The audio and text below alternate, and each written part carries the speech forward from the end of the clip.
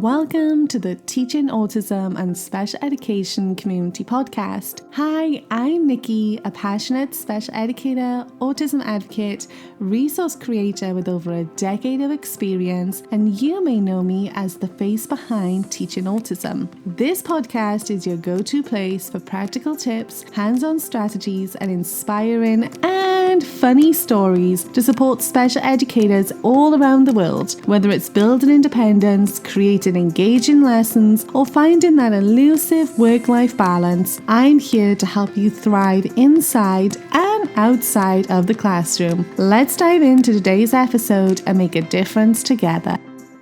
Hi friends, and welcome back to the Teaching Autism and Special Education podcast. I'm your host Nikki, and today our topic is why some students only melt down with safe adults. And I know this can sometimes feel really confusing and sometimes even a little bit personal. Why does a child only melt down with one adult? Why are they perfect for everyone else but explode with you? Why do they hold it together all day and then completely unravel at home? And most importantly, what does all of this actually mean? So let's break it down gently and properly.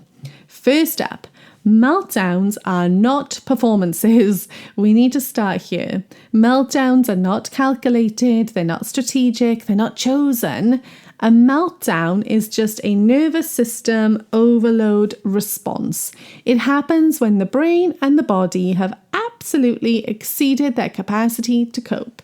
It is not a behavior designed to get something. It is a stress response. So when a child only melts down with certain adults, we are not looking at manipulation. We are looking at safety. So why does it happen? I like to call this the safe person effect. And here's the thing. Children tend to fall apart where they feel the safest. So when a student holds it together in an environment that might feel demanding, unpredictable, maybe high pressure, their nervous system is going to stay in this heightened state. They are masking, they are suppressing, they are doing all that they can to cope. They are performing regulation.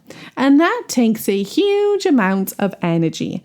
And then when they reach the person who that they feel safe with, that person's predictable, they're emotionally steady, their nervous system now finally says, great, I can stop holding all of this in now, and everything comes out at once.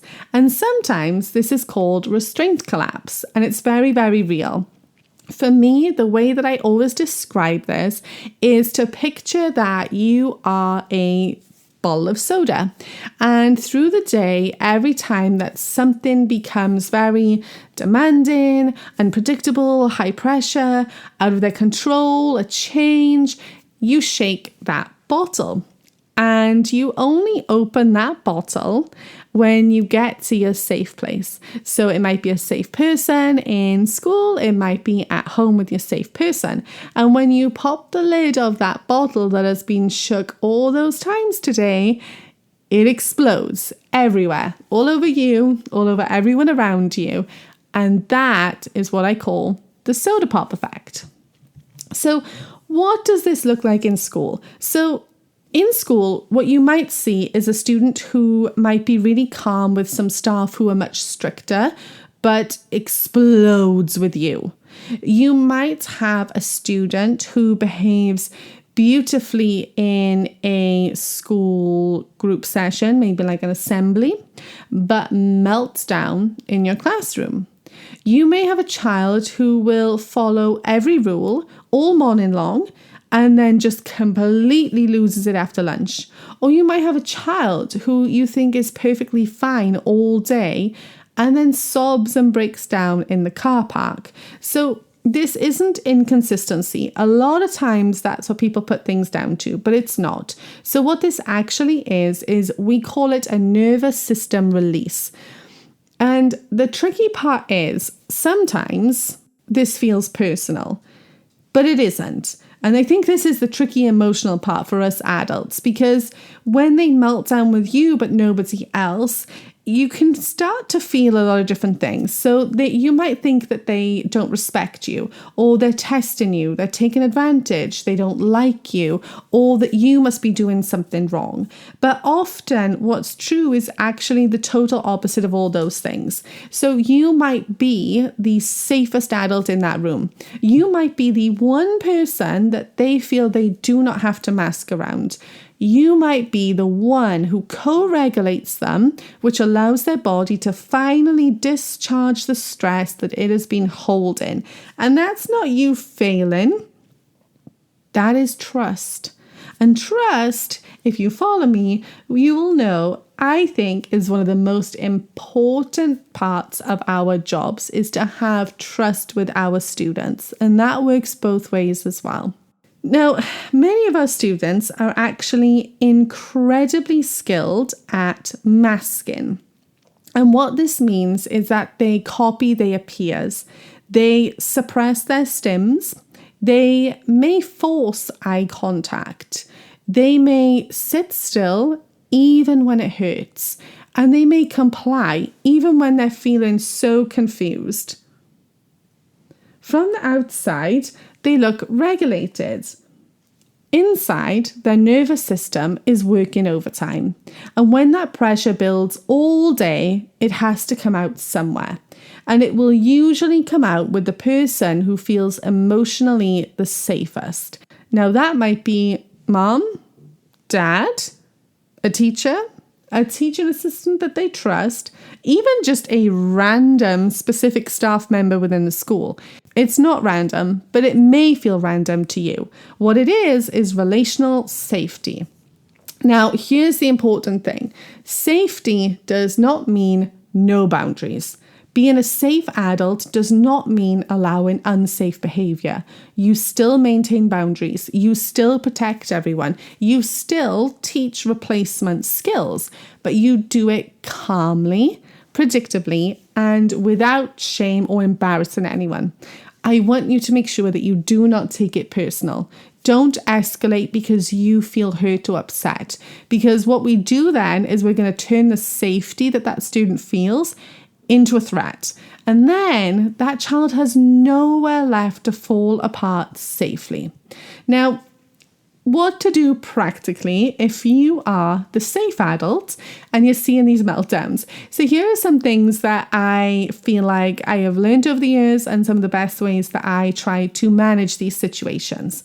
First of all, anticipate decompression time. So with this, what I want you to do is try and build in some quiet transition moments through your school day naturally, especially straight after high demand periods.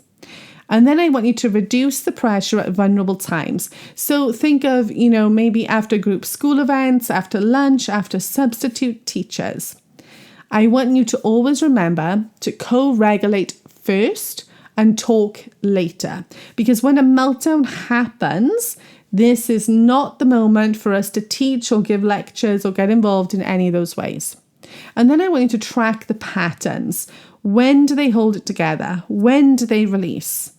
And then I want you to communicate gently with their family. So instead of saying, well, they were fine here, you might say, okay, I think they worked really hard to stay regulated today. They might need some extra quiet time tonight. And this is going to reframe everything and move you forward in the right direction. Now, I know sometimes I have parents who listen in on these podcast episodes, and that's great. While this is aimed at sort of teachers, I think we can all safely say that with autism and special education, these subjects are also important for us to learn about at home as family members and caregivers as well. So if you were a parent or a family member and your child only melts down at home, not at school, I want you to hear this. This is for you specifically. You are not the problem. You are their safe place. Your child's nervous system trusts you enough. That doesn't mean it's easy. That doesn't mean it's fair. But it does mean that the attachment is really, really strong, and that matters. It means that you've done everything right. You're not wrong. You're not a failure. You are that child's safest place in the whole world. And that means you have done all of the things correctly and in your child's best interests. And now if you're a staff member and you're the safe adult and you feel exhausted, I see you. It can feel relentless, but being the only person that a child can fall apart with is a sign of relational strength, not weakness. Just make sure that you have your own support too. Co-regulation requires regulated adults. Okay, so why do some students only meltdown with safe adults? Like we said at the beginning of this podcast, because meltdowns are not performances. They are pressure release valves, and safety is what allows that pressure to release. So try not to take things personal. Try not to turn all of your thoughts and criticisms internally. I just want you to look at your student or your child and ask, what have they been holding in? Because that question will change everything. I hope that you found this podcast episode helpful today and that you were able to take away some information that might help you, your student, and your child moving forward. Thank you for listening, and I'll speak to you again soon.